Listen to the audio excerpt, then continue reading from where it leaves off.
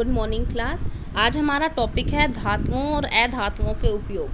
भाई सबसे पहले आप ये देखो, आपके आजू बाजू जितना सामान आपको दिखाई दे रहा है ना, जितना भी सामान आपको दिखाई दे रहा है, आपके घर में मशीन है, मोटर है, आप कार होगी, साइकिल है, अलमीरा है, जितनी भी चीज़ें हैं या आपको कोई फैंसी आइटम्स हैं, उनमें हर एक में या तो धातु या धातु कुछ ना कुछ उनमें होता ही है। इवन हमारे खाने के अंदर भी कोई ना कोई धातु या धातु ज़रूर होते हैं। जैसे फॉर एग्ज़ाम्पल आपकी अलमारी है, अलमारी किसकी बनी होगी?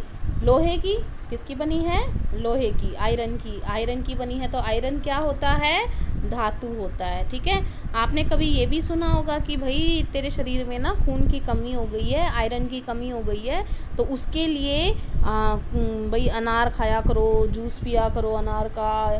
तो इस टाइप का क्या, ये जो आयरन की कमी हो गई, आयरन मतलब क्या, किसकी कमी हो गई हमारे शरीर में? फिर से किसकी? लोहे की। लोहा मतलब धातु है, लोहा एक। तो ये धातु जो है लोहा, ये किस चीज़ में होता है जो हमारे शरीर में कमी हो जाती है? हमारे शरीर में खून जो लाल रंग का आपको दिखाई देता है, वो किसकी वजह से होता है? हीमोग्लोबिन की वजह से। किसकी वजह से होता है? हीमोग्लोबिन की वजह से हमारे खून का रंग लाल है। और हीमोग्लोबिन के अंदर क्या मौजूद होता है तत्व? आयरन, जो कि एक धातु है। ठीक है। तो ये सबसे इम्पोर्टेंट, हमारे पूरा खून को दौड़ रहा है हमारे शरीर में, हीमोग्लोबिन घूम रहा है ना, और हीमोग्लोबिन के अंदर क्या है? आयरन। अब सोच के देखो, अगर किसी बच्चे में या किसी पुरुष में या किसी में भी अगर आयरन की कमी हो रही है, तो हीमोग्लोबिन की मात्रा भी क्या हो जाएगी? अब आयरन कम है तो हीमोग्लोबिन भी क्या बनेगा? कम बनेगा। और हीमोग्लोबिन कम होगा तो इसका मतलब, वो कहते हैं ना खून पतला है बेचारे का, कि या कम लाल दिखता है। कई बार देखते हैं तो किसी का निडल से निकाल लेते हैं, स्लाइड पे रखते हैं, तब देखते हैं ना अलग अलग रंग के दिखते हैं सबके। वो इस वजह से, क्योंकि सब में अंदर हीमोग्लोबिन की मात्रा जो है जितनी कम होती जाएगी उतना ज़्यादा उसका रंग थोड़ा सा कम होता जाएगा। ठीक है ना। जितना ज़्यादा डार्क रंग दिखेगा, इसका मतलब उसके अंदर हीमोग्लोबिन उतना ही ज़्यादा होगा, इसी वजह से इतना डार्क कलर आ रहा है। तो इसका मतलब क्या हुआ कि अगर हमारे शरीर में लोहे की कमी हो गई तो हमारे हीमोग्लोबिन की कमी होगी। और अगर हीमोग्लोबिन की कमी हुई तो ऐसे में चक्कर आ जाएंगे बच्चे को। कई बार जब बच्चे गिर जाते हैं, कमज़ोरी आ जाती है, जल्दी बीमार पड़ते हैं। ये सब किसके लक्षण हैं? ये खून की कमी के लक्षण हैं। या आपने देखा होगा कहीं बच्चों के ना पैर भी भड़कते हैं, या किसी लेडीज़ के पैर भड़कते हैं, हाथ भड़कते हैं, बॉडी भड़कती है, तो पेन होता है। वो किस वजह से हो रहा है? क्योंकि शरीर में ऑक्सीजन की कमी नहीं हो पा, मतलब कमी की पूर्ति नहीं हो पा रही है। हीमोग्लोबिन जो होता है क्या कार्य करता है? ऑक्सीजन को ले जाने का काम करता है, ऑक्सीजन को ले जाता है। ठीक है। तो जब वो हीमोग्लोबिन कम होगा तो इसको ले जाने वाले की संख्या क्या हो गई? ऑटोमेटिकली कम होगी। तो शरीर में ऑक्सीजन की पूर्ति नहीं हो पाती, इसी वजह से चक्कर आते हैं। अगर हम बात करें हमारे खाने की, तो हमारे खाने में कार्बोहाइड्रेट है। तो कार्बोहाइड्रेट में क्या होता है? एक कार्बन होता है, एक हाइड्रोजन होता है, एक ऑक्सीजन होता है। एक का मतलब ये नहीं कह रही मैं कि ये मैं तत्व बता रही हूँ कि इतने 3 तत्वों से मिलके कार्बोहाइड्रेट बनते हैं ज़्यादातर। तो जो ग्लूकोज है उसका फॉर्मूला क्या होता है? C6H12O6। जो हमारा ग्लूकोज होता है, जो सबसे छोटी यूनिट होती है हमारे किसी भी कार्बोहाइड्रेट की लगभग, तो वो ये फॉर्मूला रखते हैं। तो इसका मतलब इन तीनों में क्या है? ये तीनों क्या हैं? अधातु हैं। कार्बन भी, हाइड्रोजन भी और ऑक्सीजन भी। अगर हम बात कर रहे हैं कि ये जो ग्लूकोज है ये हमें कहाँ से मिला था? पौधों की। तो पौधों के अंदर क्या मौजूद होता है? पौधों के अंदर मौजूद होता है क्लोरोफिल। क्या होता है? क्लोरोफिल। हरे कलर का पिगमेंट होता है ना, हरे कलर का पिगमेंट जिसको हम क्लोरोफिल बोलते हैं, ये इसके अंदर एक धातु होती है क्या? मैग्नीशियम की। क्लोरोफिल का जो एक मॉलिक्यूल जो बनता है उसमें एक बीच में मैग्नीशियम धातु होती है। तो अब सोच के देखो, आपको आजू बाजू आपको जो पेड़ दिखाई दे रहे हैं ना, उनके अंदर भी क्या है? धातु और अधातु। तो इनको आप छोड़ नहीं सकते, आपको हर जगह पे धातु अधातु के उदाहरण मिल जाएंगे। ठीक है। चाहे आप पानी ले लो, चलो पानी ले लेते हैं। पानी में भी क्या है? पानी क्या है? H2O। हाइड्रोजन और ऑक्सीजन दोनों ही क्या हैं? अधातुएं हैं। ठीक है ना। जितनी भी मशीनें बन रही हैं वो धातुओं से मिलके बनी हैं, मिश्र धातु बना देते हैं या तो उनको। तो अधातु हो चाहे धातु हो, दोनों ही उपयोगी हैं। तो ये बोल रहा है कि अधातु हमारे लिए कैसे उपयोगी है, एक बार ये देखते हैं। देखो अधातु जो होती है हमें जीवन यापन के लिए ज़रूरी है कि नहीं है, बताओ। ये आप रोज़ सांस लेते हो, कौन सी गैस लेते हो? ऑक्सीजन। और ऑक्सीजन ओ क्या है? ए धातु है, ठीक है ना। ऑक्सीजन क्या है? ए धातु है। तो ऑक्सीजन के 2 परमाणु मिलके एक अणु बनाते हैं O2। तो ये हम लेते हैं रोज़, और क्या छोड़ते हैं? CO2। क्या छोड़ते हैं? CO2। CO2 मतलब कार्बन डाइऑक्साइड। और ये भी क्या है? ये भी है धातु है, दोनों की दोनों। उसके बाद उर्वरकों में होता है ज़्यादातर क्या क्या एलिमेंट्स होते हैं? कार्बन होता है, हाइड्रोजन होता है, ऑक्सीजन होता है, ज़्यादातर होता है नाइट्रोजन या फॉस्फोरस। सारी की सारी जितनी लिखी है ना, सारी की सारी अधातुएं हैं। इसका मतलब उर्वरक हुए, खाद हुए, इनमें क्या होते हैं? अधातु होते हैं। जल शुद्धिकरण प्रक्रम, तो जल को साफ़ करने के लिए ज़्यादातर कई बार सुना होगा आपने, धावन सोडा भी इस्तेमाल करते हैं।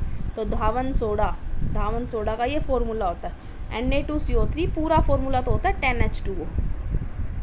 तो देखो ये भी है धातु, ये भी है धातु, ये भी है धातु, ये भी है धातु, ये एक धातु है बस। तो इसके अंदर भी क्या हो गया? अधातु हुई ना।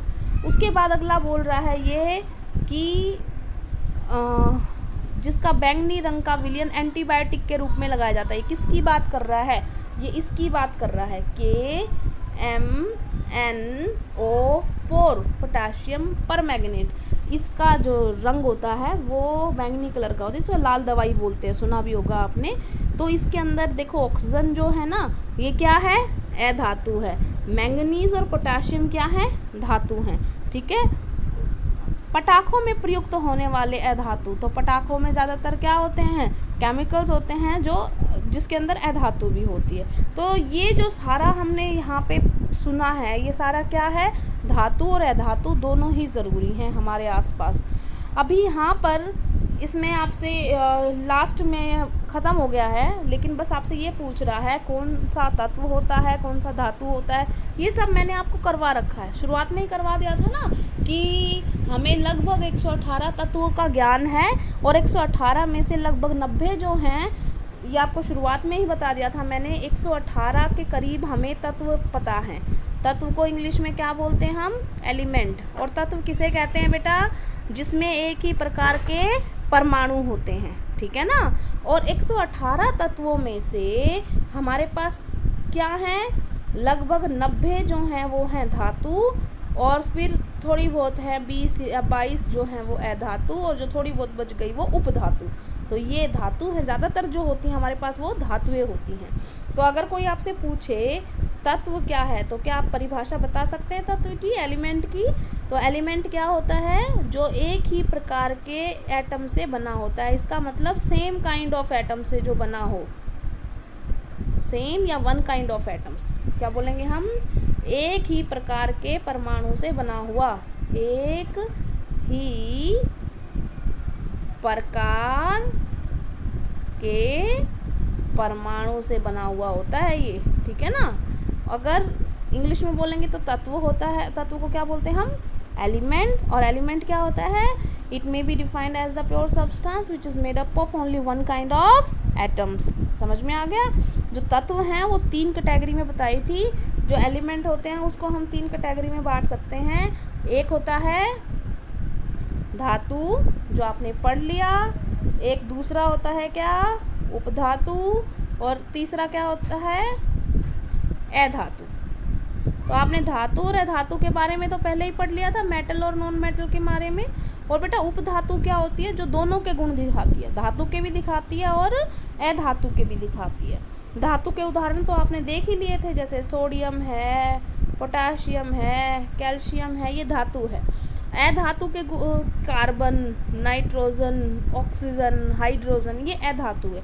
उपधातु सिलिकॉन, SiGe, ये क्या हैं? और भी हैं इसमें, बट यहाँ पर जगह नहीं है। सिलिकॉन, जर्मेनियम, गैलियम, ये क्या होते हैं? ये उपधातु होते हैं। दोनों का गुण दिखाते हैं, धातु का भी और अधातु का भी, इसीलिए इनको उपधातु बोलते हैं। इंग्लिश में इनको बोलते हैं बेटा मेटेलॉइड्स। तो एक बार इंग्लिश मीडियम के लिए लिख लेते हैं हम कि कितने एलिमेंट्स होते हैं जो एक ही प्रकार के एटम से मिलकर बने होते हैं। और उसके बाद हम आते हैं किस पर? मेटल। 3 प्रकार थे ना, एक मेटल, एक नॉन मेटल। इन दोनों के बारे में तो आपने अच्छी तरीके से पूरे चैप्टर में पढ़ा है। और ये लास्ट में क्या आ जाएगा, मेटलॉइड, ठीक है ना। तो मेटल का उदाहरण तो हमने कर ही लिया था, सोडियम, मैग्नीशियम, कैल्शियम, ठीक है। नॉन मेटल का कार्बन, नाइट्रोजन, ऑक्सीजन, और इसका सिलिकॉन, जर्मेनियम, गैलियम, ठीक है ना। तो ये हो गया हमारा आज चैप्टर ख़त्म। तो कल हम करेंगे इसके question answer. Thank you class.